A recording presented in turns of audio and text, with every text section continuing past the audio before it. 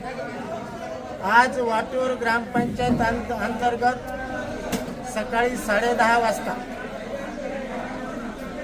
अध्यक्ष कमलबाई विलासप्पा केसरखाने, ग्रामपंचायत अधिकारी काळेसाहेब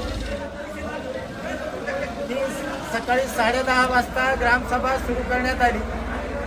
शासकीय परिपत्रकानुसार मुद्दे झाल्यानंतर आयत्या वेळच्या विषयामध्ये अध्यक्ष कमलताई विलासप्पा केसरखाने सरपंच ह्या गावाला वेटीस धरून, म्हणजे आयत्या वेळच्या विषयामध्ये पाण्याचा प्रश्न होता, लोकांच्या घरकुलाच्या पैशाचा प्रश्न होता, विकास कामाचा प्रश्न होता, स्वच्छतेचा प्रश्न होता।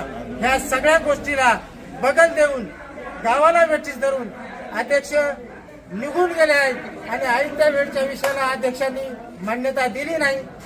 या गावाला वेटीस धरण्याचं काम संबंधित सरपंच कमलताई विलासप्पा केसरखाने यांनी केले।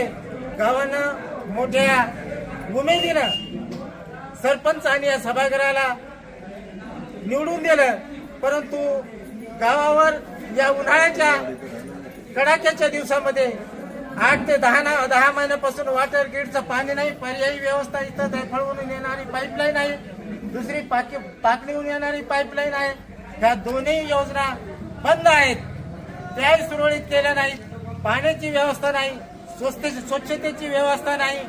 जाणून बुजून या सरपंच या सभागृहाचे अध्यक्ष कमलताई विलासप्पा केसरखाने शासकीय प्रश्न मुद्दे वाचन झाल्यानंतर आयत्या वेळच्या विषयाला बगल देऊन निघून गेल्यात।